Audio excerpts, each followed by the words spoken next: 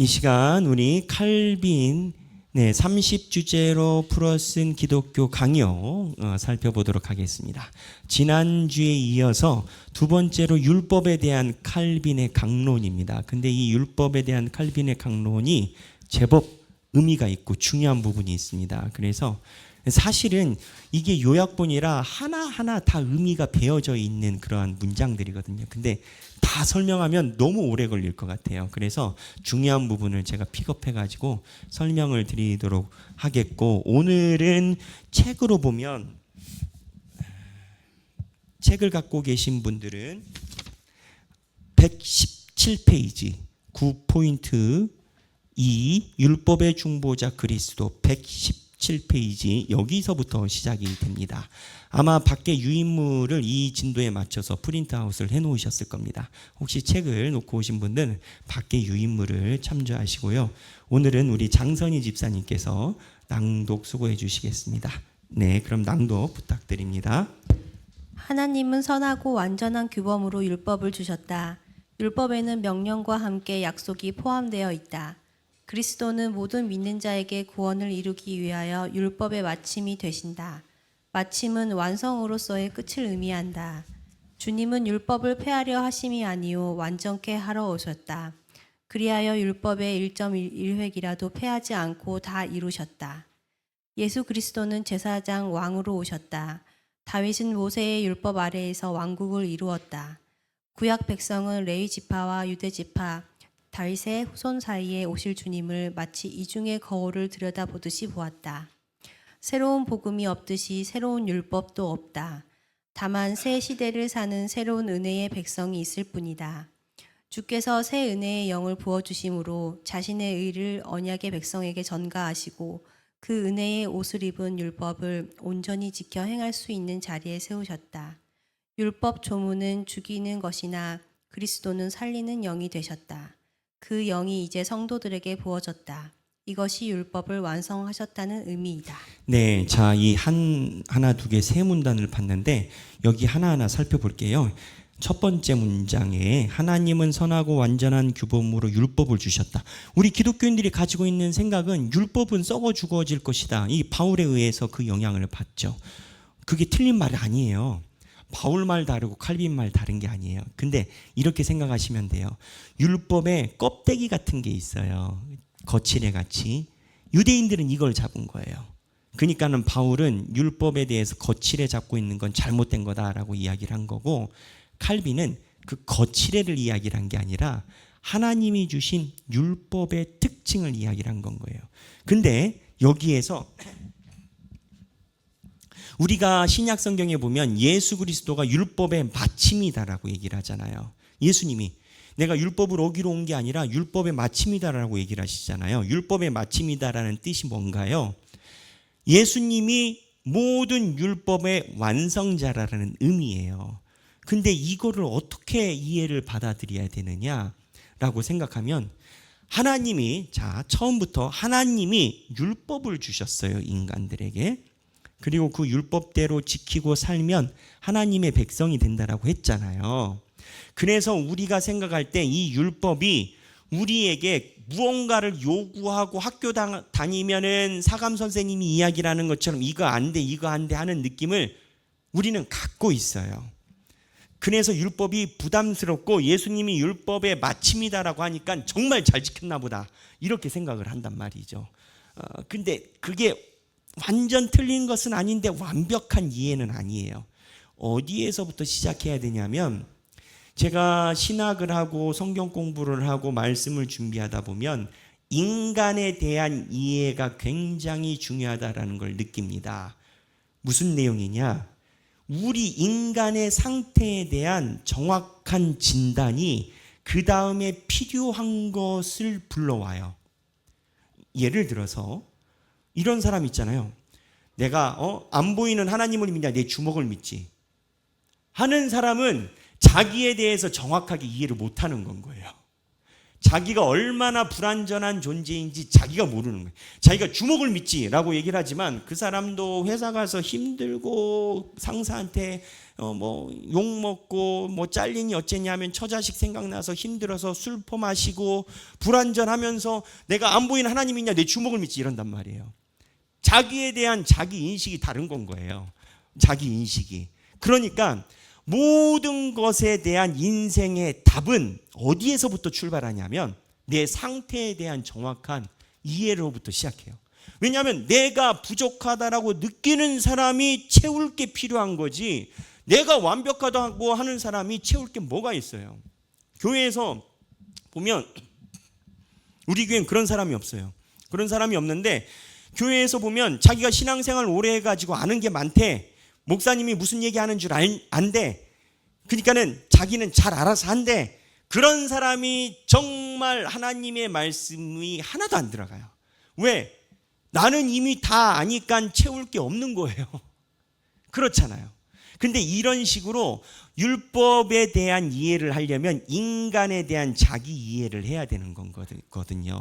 근데 인간에 대한 자기 이해를 어디에서부터 시작을 해야 되냐면, 인간은 완벽하게 독립적이냐, 여기서부터 시작을 해야 돼요. 내가 이래요. 목사님, 제가 생각할 때는 이게 맞는 것 같습니다 라고 자기의 생각이라고 얘기를 해요. 그러면 자기가 생각할 때 이게 맞습니다라고 할 때 자기의 생각을 형성한 게 뭐예요? 자기의 생각을 형성한 게 자기가 주변에서 얻은 정보들이야. 그렇잖아요. 그럼 내가 주변에서 얻은 정보들을 바탕으로 내가 이게 맞다라고 하는 거거든요. 근데 철학자들은 여기서 하나 더 나가요.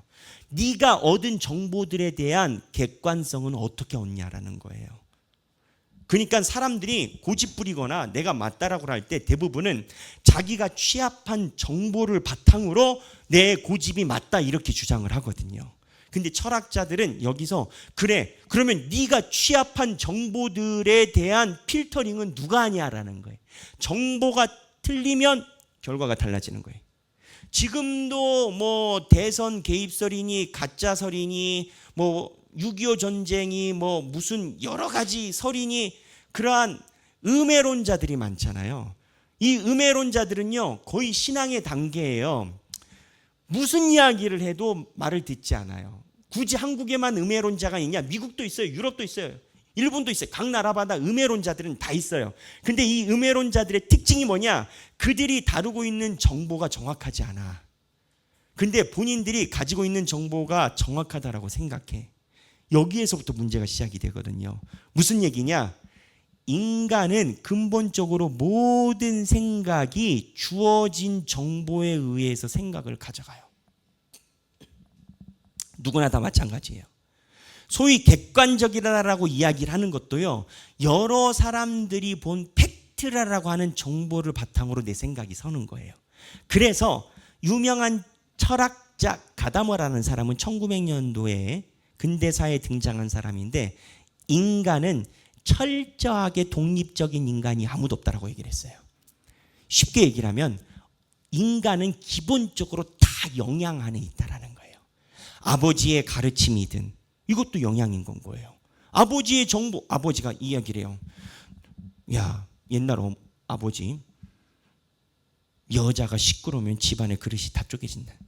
이 아버지가 만약에 이렇게 가르쳤다면, 무비판적으로 아버지의 정보, 여자가 시끄러우면 집안이 망하고 암탉이 울면 집안이 무너지고, 이 생각을 가지고 있으면 자기가 이제 이 삶의 신념인 건 거예요. 근데 이 삶의 신념이 생기는 그 배경이 어디서 왔냐? 아버지에 왔다라는 거예요. 그러니까 인간은 어떠한 신념을 가지든지 간에, 여러분도 마찬가지고 저도 마찬가지예요. 여러분도 마찬가지고 저도 마찬가지고, 옳고 그름이나 맞다 그름이나 신앙이 무엇이냐라고 생각하거나 또는 무엇을 생각하든 내가 맞다라고 생각하거나 정확하다라고 생각하는 것은 내가 가지고 있는 정보에 의해서 형성이 됐고, 그런 차원에서 가다마라라는 철학자는 뭐라고 얘기를 했냐면, 어느 인간도 새 아래, 우리 표현으로 얘기를 하면 해 아래 새 것처럼 자기 정보를 혼자 오롯이 가지고 판단하는 인간은 아무도 없다라는 거예요. 맞죠? 위로부터 받고 이거를 좀 어려운 말로 영향을 준다라고 해서 영향사라고 얘기를 해요. 그래서 가다머는 인간은 모두 다 영향을 받는 존재라는 거예요. 그게 진화론에도 마찬가지인 게 인간은 사회적 동물이에요. 인간은 사자가 아니에요. 사자는 혼자 살아가거든요. 근데 인간은 사회적 동물이기 때문에 군집으로 살아가요. 우리는 도시가 있어요. 잘 생각해 보세요. 지구는 넓어요. 남한은 땅덩어리가 좁아서 그렇대. 근데 고속도로 한번 달려보세요. 빈 땅이 얼마나 많은가. 근데 땅덩어리가 좁은 게 아니라 모여 사니까 좁은 건 거예요. 사실은. 근데 한국인만 그러냐? 미국도 마찬가지예요. 미국도 뭐 텍사스에서 LA로 넘어가는데 직진만 400km다니까요. 직진만 400km. 도시가 없어요. 400km. 그 기름 끊기면 안녕 빠이빠이예요. 그래서 미국 사람들은 텍사스나 이렇게 주 넘어갈 때 기름통을 차에다 넣고 가요. 혹시 주유소 못 만날까 봐. 지금도 그래요. 그러니까 무슨 얘기냐면 인간은 사회적 동물이라는 거예요. 인간은 다 영향을 받아. 이 얘기를 왜 하느냐? 하나님이 율법을 주신 거 설명하려는 거예요. 하나님이 볼 때 인간은 율법이 아닌 것에 이미 얽매여 있어요. 그게 뭐가 됐든지 간에 부모의 가르침이 됐든 가족이 됐든 가정이 됐든 내 남편이 됐든 와이프가 됐든 학교가 됐든 지연이든 학연이든 민족이든 태생이든 뭐가 되든 인간은 이미 주님을 만나기 전에 인간 안에 영양사 안에 이미 매여 있어요. 인간만 모르지. 하나님이 볼 땐 그래요. 그래서 하나님이 율법을 주신 이유가 뭐냐? 너희들이 살아가는 그 패턴에 너희들은 습관이 되고 학습이 되어서 그렇게 살아가는데 그렇게 살아가는 건 답이 안 나와. 그게 아니라 너희들은 어차피 영향을 받는 존재이니 하나님이 말하는 패턴대로 넘어와야 너희들이 살아. 야, 노예들은 있잖아. 쇠사슬 풀어줘도 자기 손으로 자기가 쇠사슬을 다시 찬다. 왜 다시 차는 줄 알아? 불안해서. 평생 내가 이렇게 살았는데 쇠사슬을 풀으니까 괜히 불안해서 노예가 다시 찬다. 이거 다 칼빈이 한 얘기거든요. 우리 마찬가지예요. 세상에서 살아가는 것, 내가 생각하는 것, 어렸을 때 봤던 것, 내가 살아가면서 며느리로서 또는 사위로서 남편으로서 아내로서 봤던 패턴, 경험 모두 다 그거를 확 바꾸잖아요. 굉장히 불안해요. 그래서 하나님이 볼 때는 너희들이 노예 상태인데 하나님의 율법으로 줘서 하나님 입장에서는 율법이 살리는 거예요. 그렇게 살던 방법에서 이쪽으로 넘어오라는 거예요. 초대 기독교가 뭐가 힘들었는지 아세요? 초대 기독교가 소위 가정 파괴범 오명이 있었어요. 왜 가정 파괴범이었는지 아세요? 간단해요. 제사 드릴 때마다 교회 보낸 며느라기, 교회에 간 아들, 교회에 간 딸들이 제사 드릴 때마다 집안이 시끄러운 거예요. 왜 집안이 시끄러워요? 그렇게 못한다는 거예요. 나 하나님께 배웠다라는 거예요. 하나님의 말씀으로만 살아가야지 이 제사는 귀신의 것이라고 배웠다는 거예요. 성경에 귀신의 것이라고 얘기를 하고 귀신의 것이에요. 그러니까는 교회 와서 진짜 신앙생활을 한 사람은 이 귀신이 오락가락하는 그 제사상 앞에서 하나님의 성도로 서 있을 수가 없는 건 거야. 그래가지고 강성을 가진 기독교인들은 막 제사상을 발로 걷어차고 두들겨 맞고, 초기의 기독교인들은요 가정 파괴, 모든 유교 집안에 있는 집안이 다 싸그리 몽땅 난리가 나는 거예요. 근데 하나님 입장에서는 기독교인들이 왜 그랬어요? 하나님이 주신 율법대로 살아가고자 삶의 사이클을 바꾸는 거예요. 율법대로 살아가는 거예요. 근데 이게 보는 관점과 보는 위치에 따라서 하나님의 입장에서는 노예 사슬을 풀어주고 자유롭게 해주시는 그 풀어주는 게 율법이에요. 인간이 가지고 있는 영양사를 풀어주는 거야. 그리고 이쪽으로 오게 하는 건 거야. 그런데 본인들은 습관이 되니까 이 풀어주는 율법이 우리한테 뭘 시킨대. 자꾸 귀찮게 한대. 목사님은 자꾸 예배드리는, 여러분 다니엘서에 보면요, 그 마지막에 나오는 예수 그리스도의 이전에 있는 적그리스도의 상징이 나오거든요. 적그리스도의 상징에 가지고 있는 1차적인 상징이 뭐냐? 때와 절기를 변질시켜요. 때와 절기를 변질시키는 게 무엇을 의미하는지 아세요? 하나님께 예배드리는 이 사이클 율법을 그게 아닌 것처럼 교묘하게 얘기를 해요. 이것만 설명해도 한참 이야기를 할 건데 건덕지지만 중요한 건 하나님이 가지고 있는 이 율법 신앙생활의 패턴을 신앙인 것처럼 해서 변질시키는 게 적그리스도의 마지막 행태거든요. 주일을 하는 신앙인은 주일 성수해야 되는 거예요. 신앙인은 하늘이 두 조각 나도 하나님 앞에 주일 성수하는 거예요. 2000년 기독교 역사상 한 번도 이거를 버린 적이 없어요. 그런데 적그리스도들은 다니엘에 의하면 마지막에 때와 절기를 손을 대요. 그러니까 이게 뭘 얘기를 하느냐? 신앙생활하고 나면은 처음에 신앙생활 없었던 사람이 제일 힘들어하는 게 뭐냐? 매주 주일날 교회 가는 거예요.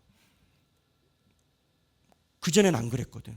불교는 1년에 3번만 가면 된다는데 뭔 기독교는 맨날 매주일날 불러대고 또 목사님 수요일날 또 오라고 하고, 아니 성경에 상번제도 있고 매 번제가 있으니까 그래요.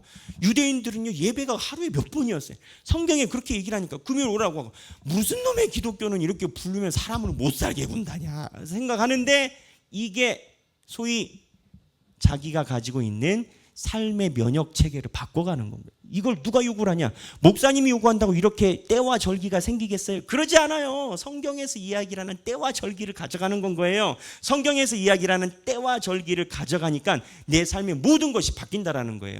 한 사람이 나와가지고 그 얘기를 하더라고요. 내가 옛날에는 부어라 마셔라 다른 주님을 섬겼는데 하나님을 믿으니까 주변에 있는 사람들이 싹 바뀐대. 당연한 거예요. 왜? 내가 시간 보내는 사람이 신앙 있는 사람들로 바뀌니까. 그러니까 율법은 우리가 밖에서 쇠사슬 묶였던 것을 풀어가지고 하나님의 법으로 체질 개선을 시키는 거예요. 그래서 이 체질 개선이 되면 어떻게 되느냐? 체질 개선이 되면 하나님의 율법이 너무 자연스러워요. 그걸 안 하면 이상해. 하나님의 말씀대로 살아가는 게 너무 자연스러워. 아침에 일어나면 성경을 안 보면 무언가 운동 안 한 것처럼 희한해. 요즘 현대인들은요 자기 관리한다고 하루에 한 번씩 운동은 꼭 해도 말씀은 안 보내요. 헬스장이든 뭐든 다 가가지고 열심히 땀을 흘리면서 그 시간에 절반도 성경 안 보내요. 우리 하길교회는 봐요. 그러니까 말씀 올리고 하지. 희한하지 않아요? 헬스장 일주일에 5번 열심히 가는 사람은 성실한 사람, 자기 관리 잘하는 사람처럼 여기고, 날마다 성경 보는 사람은 너는 무슨 쓰잘데기 없이 그렇게, 혹시 2단 아니야? 하길교회 2단 아니야? 우리 세 가족들이 들었던 얘기를, 그게 2단 아니냐고. 아니 우리는 2단이 아니라 성경에 나와 있는 걸 가르칠 뿐이에요. 날마다 말씀 보고 예배드리고. 근데 이게 체질이 되면 이 체질의 모든 것이 싱크율이 높은 사람이 누구냐? 그냥 누가 말하지 않아도 성경에 있는 대로 살아가는 게 너무 자연스러운 사람이 한 명 있어요. 그게 누구냐? 예수 그리스도. 그러니까 예수가 율법의 완성이라는 거예요. 예수는 누가 시키지 않아도 하나님의 생각, 하나님이 원하시는 것, 하나님이 말씀하시는 삶의 패턴이 너무 자연스러워요. 예수는 율법이 부담스러우시지 않아. 그러면 뭐 목사님 예수님도 뭐 바리새파 독사의 자식들 했잖아요. 예수님은 거칠에는 걷어내셨지. 하지만 하나님이 말씀하신 본질 안에서는 정말 자유로우셨지. 신앙생활은 관념이 아니에요. 생각이 아니에요. 제가 지난번에 축구 경기 비유했잖아요. 축구 경기 한 그 김성교 선교사, 저기 누구냐, 우리 제주도 김용희 선교사님 아들, 그분이 나와가지고 한일전 축구하면은 막 안다고 사람들이 축구에 아이고 저거 발 1cm만 집어넣지 저거를 골키퍼 앞에서 못 넣냐고. 근데 결론은 어떻게 돼? 축구는 관념이 아니에요. 축구는 실천이, 몸이 가져야 그게 축구야. 머리에 머무르는 게 축구가 아니라고. 신앙생활은 머리에 있는 관념이 아니라 율법은요 발이 10cm 나가게 만들어요. 그러니까 율법은 행동과 결단을 요구를 해요. 쇠사슬을 풀려면 결단을 해야지. 우리 하길교회 온 사람들 중에 제가 기쁜 고백이 여러 개가 있지만 그 중에 하나는 이런 분들이 있어요. 우리 안에도 뭐 계시지만 처음에 새 가족 면담할 때 이러세요. 목사님 제가요 매주는 힘듭니다. 그러니까 매주는 힘듭니다. 좀 뭐 직장이 뭐 그렇고 주말 아니면 이 패턴이 언제나 똑같아요. 저는 새 가족 계속 만나잖아요. 만나니까 이 현대인들의 패턴이 똑같아. 제가 토요일까지 일이 많고 주말엔 가정의 일을 해야 되고 가족과 보내야 되고 또 장도 봐야 되고 할 일이 있어서 예배를 매주는. 근데 알겠습니다. 편하게 하시죠. 물론 그렇게 하잖아요. 근데 그분이 희한하게 매주 와요. 매주 와. 그러다가 어느 날 목장 들어. 그럼 목장 들어가면 뭐예요? 우리 교회는 목장 분위기가요. 이 BT를 안 하면 나는 가만히 있었는데 이상한 것처럼 느끼는 분위기가 있어. 아무도 이상하다라고 얘기하지 않아요. 우리는. 근데 우리 교회 분위기가 말씀이 쭉 가는 분위기가 있거든요. 그러니까 목사님 나 이거는 못 하겠어요. 아, 괜찮다. 읽기만 하셔라. 아이콘만 표시하셔라. 다 그렇게 우리 시작했잖아요. 읽고 아이콘 표시하시다가 어느 날 한번 해볼까 하다가 해볼 만하네. 또 해볼까 하다가 이렇게 쭉 왔거든요. 그 무슨 얘기냐? 율법은요 우리에게 결단과 실천을 요구해요. 율법이 뭐예요? 하나님의 말씀 속에 살아가게 하는 거고 하나님의 뜻에 거하게 하는 거거든요. 율법은 우리한테 그걸 요구를 해요.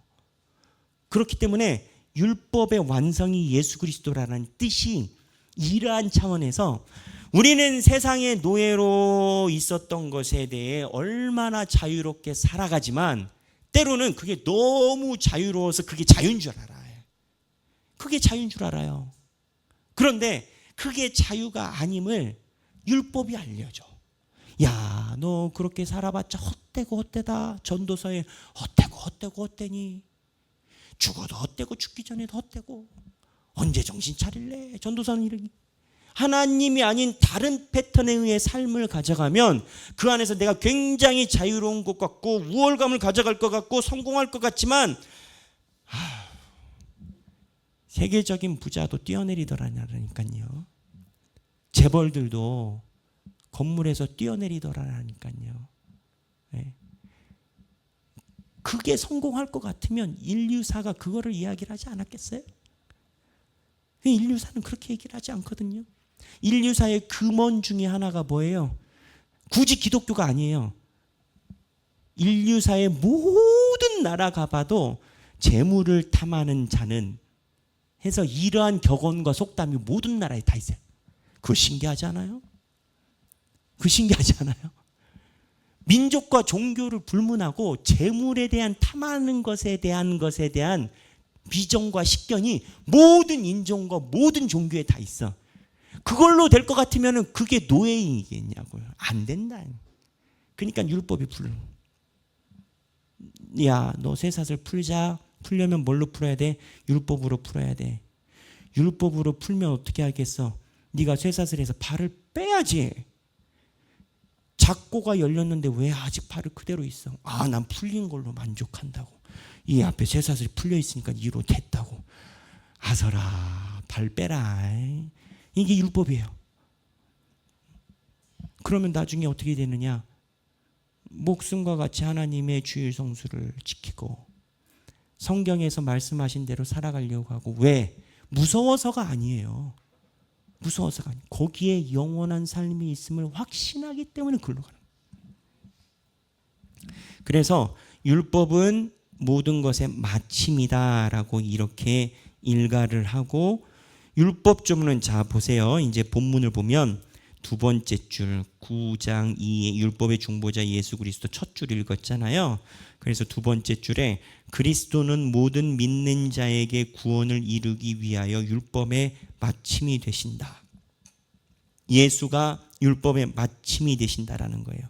근데 어떻게 율법의 마침이 되시냐? 예수님이 자기의 실천을 이루셨기 때문에 예수님이 율법의 마침인 건 이해가 됐어요. 근데 우리는 어떻게 예수님처럼 율법의 마침이냐고. 솔직히 얘기를 하면 우리가 예수님처럼 완벽하게 하나님의 뜻대로 살아갈 수 있느냐?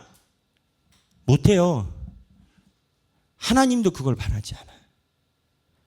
근데 무슨 얘기냐? 율법이요, 내가 못하는 걸 알려줘.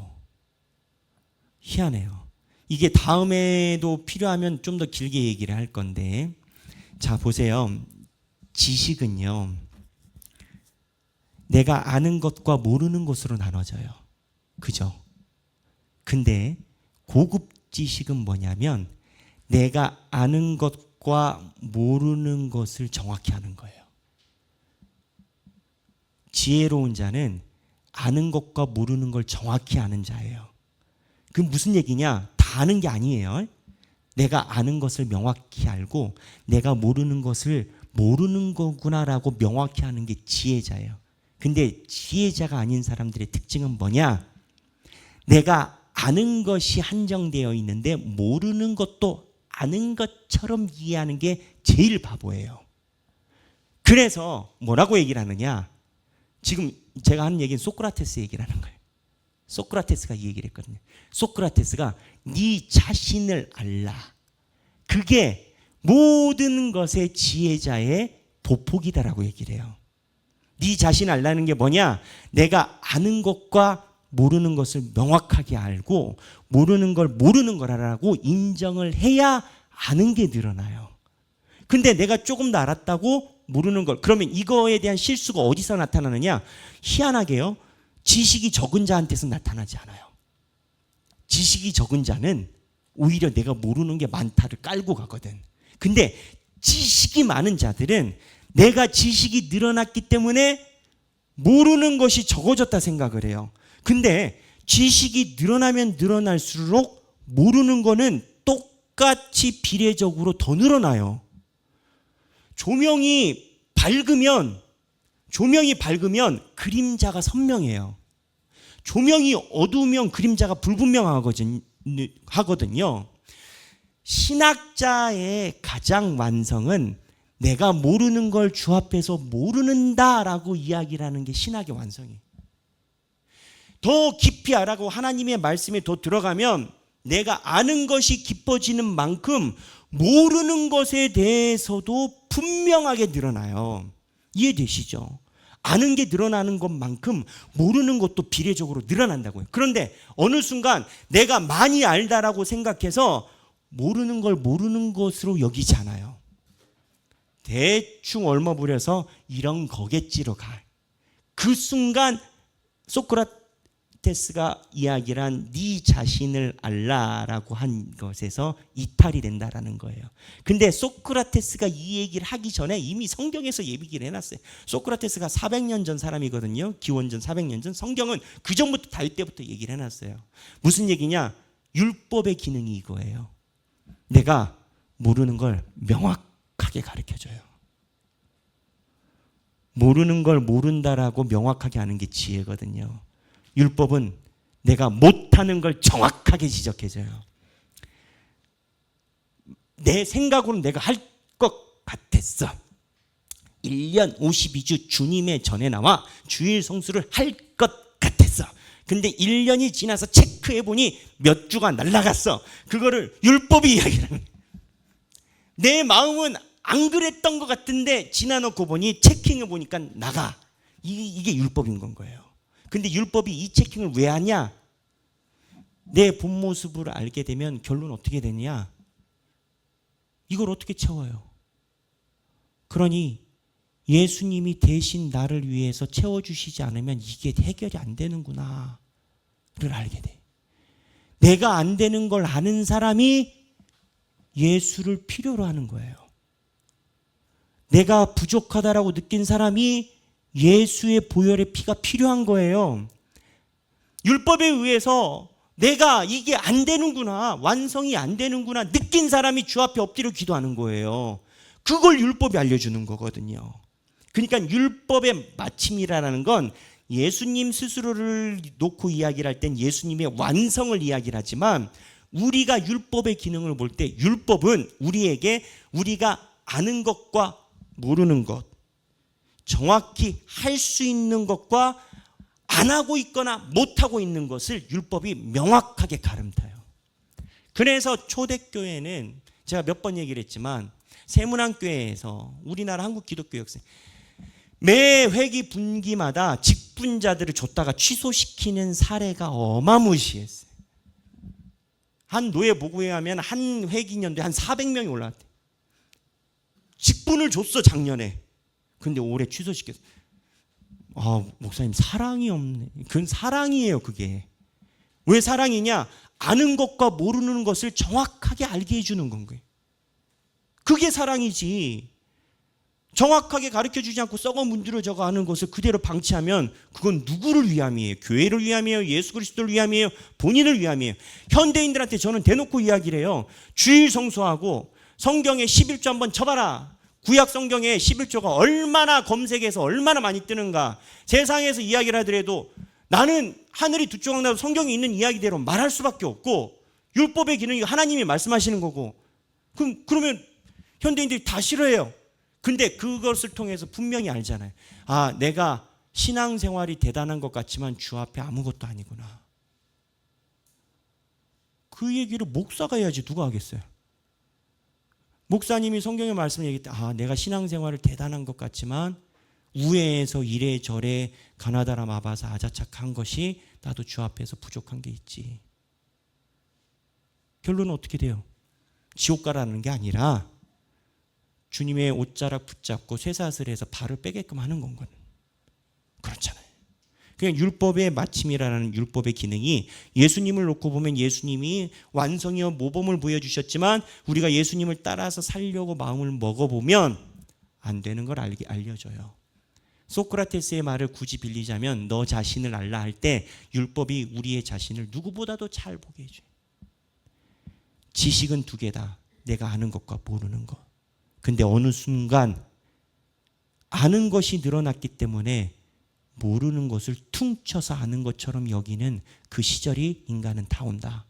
철학자들도 얘기를 한다. 성경도 얘기를 한다. 하지만 모르는 것을 내가 정확하게 파악하지 못하면 소크라테스 말로는 인간의 진보는 하나도 없다는, 인간의 진보도 없다라고 하는데 신앙의 진보가 어디 있겠냐고요. 율법의 기능은 내가 아는 것과 모르는 것, 하고 있는 것과 하지 않는 것. 마음으로는 했어. 마음으로는 한인전 때 이미 골을 넣었어. 아, 야, 나 같으면 넣었다. 왜? 율법의 기능이 너 뛰어봐. 10분도 못 뛰어요. 여러분 국가대표들이 뛰는 거 축구 하시는 분들은 알죠? 그 국가대표들의 속도대로 뛰잖아요. 심장 터져버려요. 얼마나 국가대표 선수들이 빠른데요. 그걸 알려주는 거예요. 뛰어봐. 아, 안 되는구나. 그게 율법에 살려주는 기능이에요. 오늘은 여기까지 해야 될 것 같아요. 여기 마음은 뒤에 여기 율법의 제1용법까지 갔는데 또한 하나님께서 더 인도하심이 있을 것 같습니다. 그래서 우리 하길교회 성도 여러분, 저는 이제 최근에도 그 여러 몇몇 교회, 한 교회가 아니에요. 몇몇 교회들의 안타까운 이야기를 듣곤 해요. 분명히 훌륭한 목사님이셨고 그 교회도 전성기가 있었고 그랬던 교회들인데 슬픈 소식을 듣곤 해요. 근데 제 마음속에 드는 생각은 우리도 그럴 수 있어요.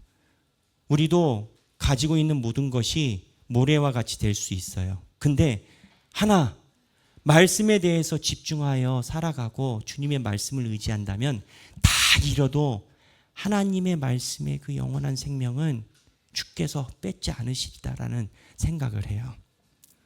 우리 하길교회 성도들이 말씀이 그렇게 왔어요. 말씀을 보시는 것에 지금처럼 여러분 최선을 다하시고, 주의 말씀은 사라지지 않습니다.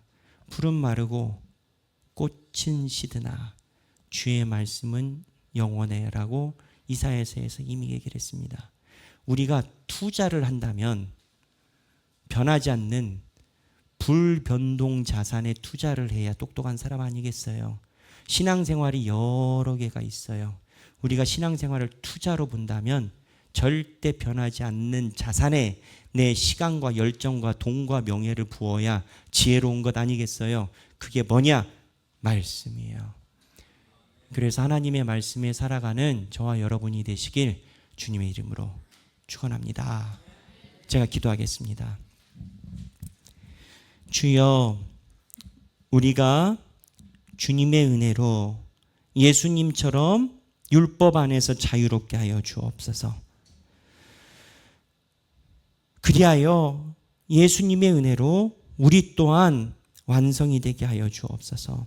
하길교회 성도들이 날마다 말씀을 신압으로 묵상하며 그 안에서 하루를 열으려고 노력하고 그 안에서 하루를 닫으려고 노력합니다. 세상에 많은 것들이 기복이 있고 있다가 없어질 것이요 없다가 잠깐 있었다가 다시 사라질 것인데 주님의 말씀과 성령님의 씨뿌림은 절대 변하지 않는다라고 성경이 이야기를 합니다. 저희가 보내는 시간들, 교회 생활의 인생의 나날들이 주님의 말씀의 씨앗을 받아 성령의 단비로 날마다 맺어지는 인생이 되게 하여 주옵소서. 그 길에 우리 교회 성도들 성령의 은혜로 부어 주옵소서.